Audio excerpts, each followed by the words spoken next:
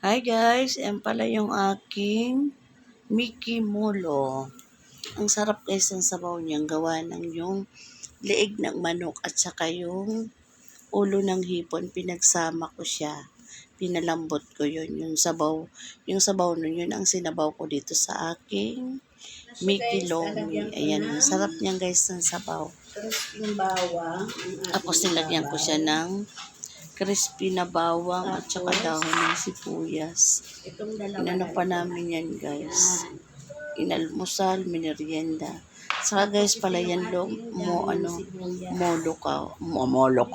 Yung molo ko. Ano yan pala guys? Tawag doon, may hipon yung giniling. Hinaluan ko ng hipon kaya ang sarap. Di ko lang naipakita yung paggawa ko niyan guys. Kasi nakalimutan ko na, busy ba? Ayan o. Sarap ng pagkagawa ko niyan guys. Imbis na miswa ang nilagay ko Mickey sa aking molo. God bless po. Salamat guys. God bless po. Thank you.